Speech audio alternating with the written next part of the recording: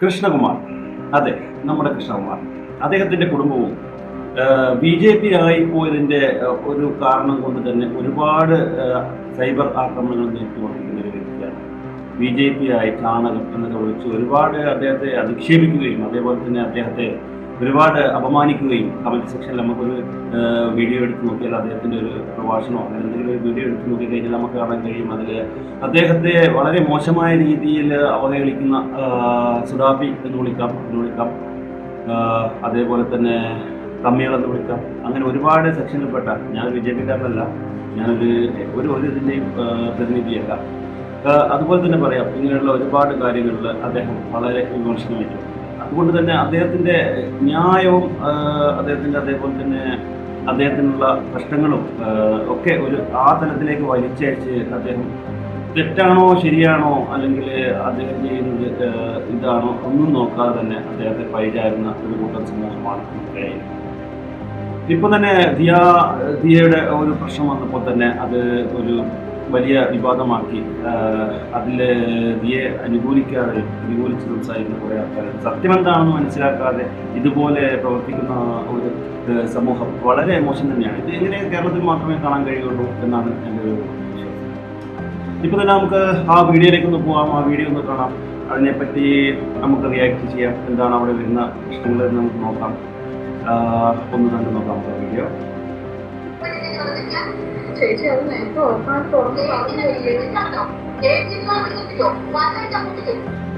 അതായത് ഈ സ്ത്രീ ഇവര് ക്യാമറയുടെ മുമ്പിൽ വേറെ രീതിയിൽ വന്നിട്ട് ഇതിനെതിരായിട്ട് വേറെ മാറ്റി പറയുന്ന ഒരു ഇത് കണ്ടിട്ടുണ്ട്, അത് നമുക്ക് കാണാൻ പറ്റുന്ന വഴിയെ. പക്ഷേ ഇതിൽ തന്നെ ചേച്ചി അങ്ങനെ പറ്റിപ്പോയി എന്ന് പറയുന്നുണ്ട്. ഈ പറയുന്നത് ഒന്ന് നോട്ട് ചെയ്ത് വെച്ചോളൂ.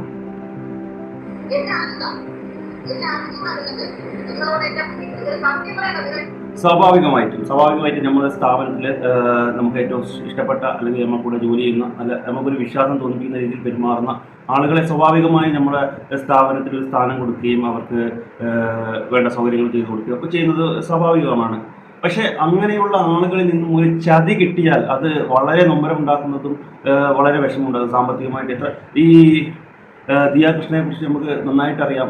സ്വന്തമായിട്ട് അവർ ഓരോരുത്തരും ഓരോ ചാനൽ തുടങ്ങിയിട്ടും സ്വന്തമായിട്ട് ആരെയും ലേബലിൽ ജീവിക്കാതെ സ്വന്തമായിട്ട് സമ്പാദിക്കുന്നതും അതേപോലെ ഓരോ സ്ഥാപനങ്ങൾ ഇതാക്കുന്ന ഒരു മാതൃകാ കുടുംബം എന്ന് വേണമെങ്കിൽ അവരെ പറയാം. അവർ സ്വന്തമായിട്ട് ഓരോ കുട്ടികളും ഒരു ഏജായി കഴിഞ്ഞാൽ സ്വന്തമായി സമ്പാദിക്കുന്ന കുട്ടികളാണ്. അപ്പോൾ കേട്ട് നോക്കാം ബാക്കി കൂടെ.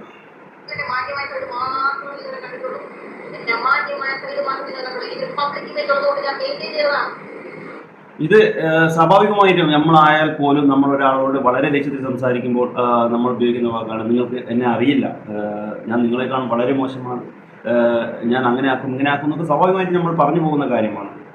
ഓക്കെ, ഇനി അടുത്തത് നോക്കാം.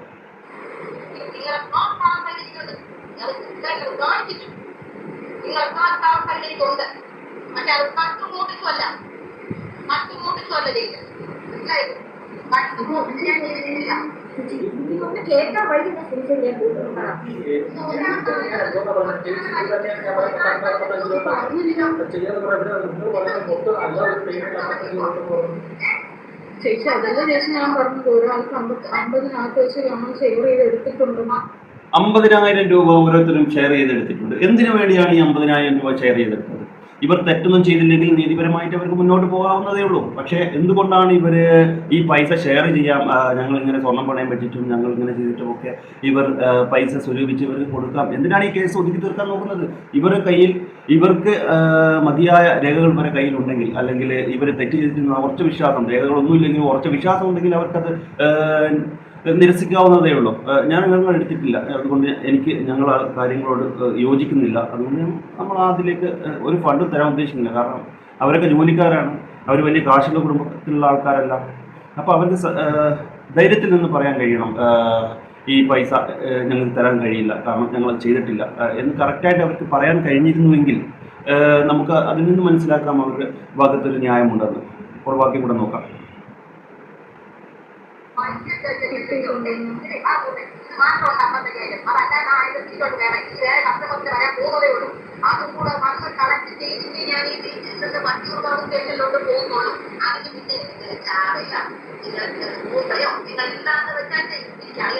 കിട്ടിയിട്ടുണ്ടെന്ന് ജീവനോട് നിങ്ങളുണ്ടെങ്കിൽ മുലയ്ക്കാൻ ഞാൻ റെഡിയാണ്. ഞാൻ ഗർഭിണി എന്നെ കോപ്പ് കൊടുത്ത കിടന്ന് തീർന്നു. അതിന് ഉച്ചവരെ മനസ്സിലായില്ലേ? ഇന്ന് ഉച്ചവരെ കഴിക്കാം. എനിക്ക് ചെയ്യാൻ പറ്റുന്നത് ഞാൻ കാണിച്ചു. നിങ്ങൾ എന്നെ പറ്റിച്ചില്ലേ? പണ്ടെല്ലാം കൂടുതലെ പറ്റിച്ചില്ലേ? നാട് കൂടുതൽ അറിയുന്ന പോലെ നിങ്ങളെ അവർ പറ്റിക്കാൻ പോകണം. അതൊന്നും കാര്യമൊക്കെ അതൊക്കെ സ്വാഭാവികമായിട്ട് പറഞ്ഞു പോകുന്ന കാര്യങ്ങളാണ്. ദേഷ്യം വരുമ്പോൾ സംസാരിക്കുമ്പോൾ അവരോട് ദേഷ്യത്തിൽ പറഞ്ഞു പോകുന്ന കാര്യങ്ങളാണ്. അതൊന്നും വലിയ വിഷയമാകണ്ട.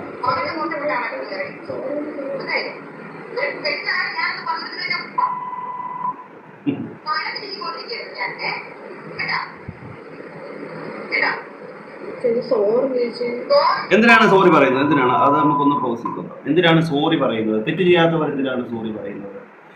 അവരോട് പറയാം, ചേച്ചി നിങ്ങൾ ഞങ്ങളെ ഉപദ്രവിക്കരുത്, ഞങ്ങൾ തെറ്റൊന്നും ചെയ്തിട്ടില്ല, എന്ന കാര്യങ്ങൾ എങ്ങനെയാണ് സംഭവിച്ചത് എന്ന് പറയാമല്ലോ. അവരെന്തുകൊണ്ട് സോറി പറയുന്നു? സോറി പറയുന്നതിൽ നിന്ന് നമുക്കിന്ന് മനസ്സിലാക്കാം അവരുടെ കയ്യിൽ 100% തെറ്റുണ്ടെന്ന് മനസ്സിലാക്കാം.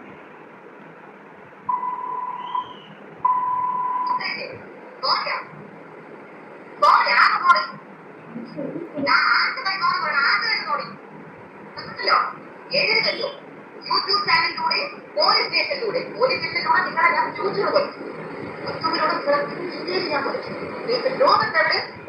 തൊലക്കണം ഇമേജ് തൊലക്കണം. കാരണം വിശ്വസിച്ച് ഒരു സ്ഥാപനം ഏൽപ്പിച്ചിട്ട് അത് മുക്കുക, ആ ബിസിനസ് നശിപ്പിക്കുക, അതേപോലെ കള്ളത്തരം കാണിക്കുക എന്ന് പറയുന്നത് വളരെ വലിയൊരു തെറ്റാണ്. അതുകൊണ്ട് തീർച്ചയായിട്ടും അവരെ ഫ്യൂച്ചർ നശിപ്പിക്കേണ്ടത് മറ്റ് സ്ഥാപനങ്ങൾ നടത്തുന്ന അല്ലെങ്കിൽ അവരെ ഇനി പോകാൻ പോകുന്ന ജോലി സ്ഥലങ്ങളിലുള്ള മുതലാളിമാരെ രക്ഷിക്കുന്ന ഒരു പ്രവണതയായിരിക്കും. തീർച്ചയായിട്ടും ദിയ കൃഷ്ണയോട് ഞാൻ യോജിക്കുന്നു. കാരണം അവരെ ഭാവി തകർക്കണം എന്നല്ല, അവരെ കാര്യങ്ങൾ വെളിച്ചത്തിൽ കൊണ്ടുവരണം. അവരെ തെറ്റ് ചെയ്തിട്ടുണ്ടെങ്കിൽ ശിക്ഷിക്കപ്പെടണം.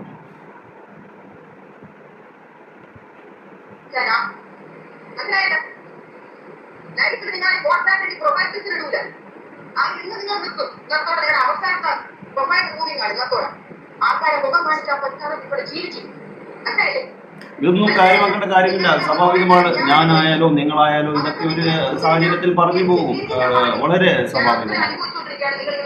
കണ്ടോ, അവരുടെ മാനസിക വിഷമമാണ് അവർ പറയുന്നത്, അവരുടെ മാനസിക വിഷമം. കാരണം അദ്ദേഹം ഒരു പ്രഗ്നൻസി കഴിഞ്ഞ് വന്ന ഒരു സ്ത്രീയാണ്.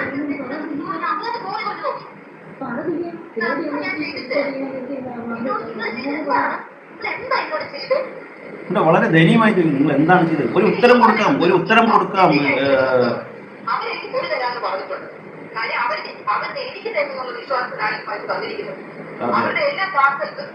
പക്ഷേ പുതിയ അപ്ഡേഷനിൽ നമ്മൾ കാണുകയുണ്ടായി, വക്കീൽ പഠിപ്പിച്ചതാണോ ഇനിയിപ്പോ അവരെ കൈ നിട്ട് പറയുകയാണോ അല്ലെങ്കിൽ കേസ് ജയിക്കാൻ വേണ്ടി അവർ പിടിച്ചു നിൽക്കാനുള്ള പുതിയ തന്ത്രമാണോ എന്നൊന്നും അറിയില്ല. ഇവരെ ബിനാമിയായിട്ട് അല്ലെങ്കിൽ ടാക്സ് വെട്ടിക്കാൻ വേണ്ടി ദിയ കൃഷ്ണ ഇവരെ ഏൽപ്പിച്ചിരുന്നു ആ ഫണ്ട് സ്വീകരിക്കാൻ എന്നാണ് ഇവർ പുതിയ മൊഴിയിൽ പറഞ്ഞിരിക്കുന്നത്.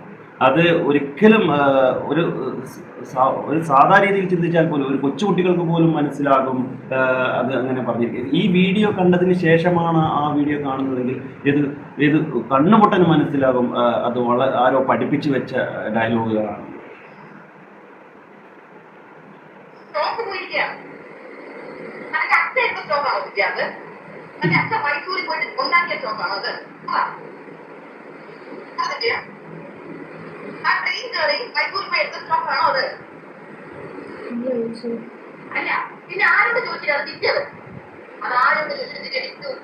വിറ്റു പറയണം, ആരോട് ചോദിച്ചിട്ടാണ് വിറ്റത് എന്ന് ഉത്തരം കൊടുക്കണം. പക്ഷെ ഉത്തരം കൊടുക്കുന്നില്ലല്ലോ. ഇല്ല,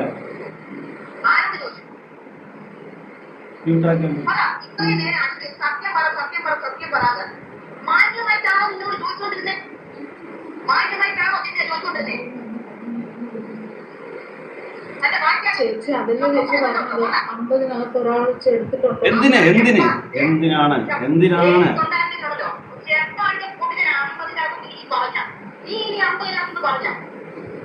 50 വെച്ച് ആൾക്കാർ കൊടുക്കാറ്? ലക്ഷങ്ങളുടെ അഴിമതി നടത്തിയ മുഖ്യ ആൾക്കാരാണ് പറയുന്നത് 50 വെച്ച് കൊടുക്കാറ്.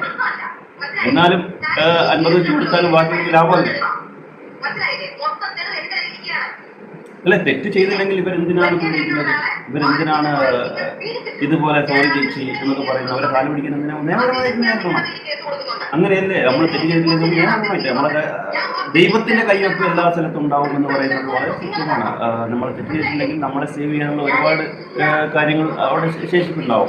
അതേപോലെ തന്നെ നമ്മൾ തെറ്റ് ചെയ്തിട്ടുണ്ടെങ്കിലും അത് ഒരുപാട് അത് തെളിയിക്കാനുള്ള ഒരുപാട് ശേഷിപ്പുകൾ അതും ഉണ്ടാവും.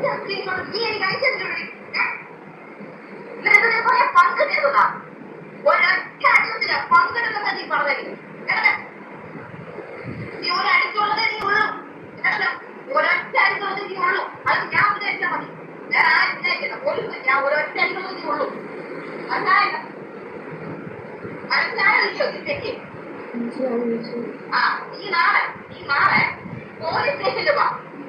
പോലീസ് സ്റ്റേഷനിൽ എന്നെ ആരും കാണിച്ചില്ലെങ്കിൽ കുഴപ്പമില്ല. ഞാൻ ഒറ്റ ഞാൻ പോയി കേസ് കൊടുത്തിരിക്കും.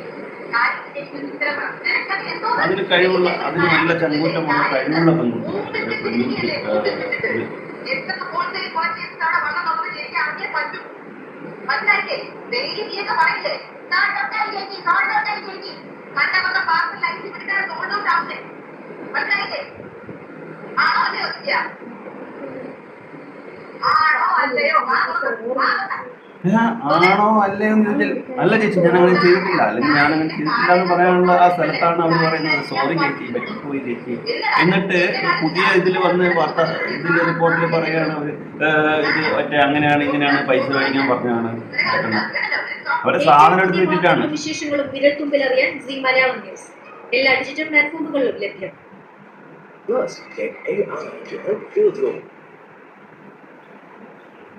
അപ്പോ അങ്ങനെയാണ് സംഭവങ്ങൾ. നമ്മൾ ഒരു മനുഷ്യന്റെ അവൻ വളർന്നു വന്ന സാഹചര്യം, അല്ലെങ്കിൽ അവൻ നിലനിൽക്കുന്ന ഫാദറിന്റെ ഒരു എഴുതോ നിലപാടോ അതൊന്നും അനുസരിച്ചല്ല നമ്മൾ ആൾക്കാരെ വിലയിരുത്തുന്നത്. അവർ കയ്യിൽ ന്യായമുണ്ടോ, അവർ പറയുന്നതിൽ സത്യമുണ്ടോ എന്ന് നമ്മൾ അന്വേഷിച്ച് കണ്ടെത്തിയിട്ട് വേണം നമ്മൾ ഒരാളെ കുറ്റപ്പെടുത്താൻ.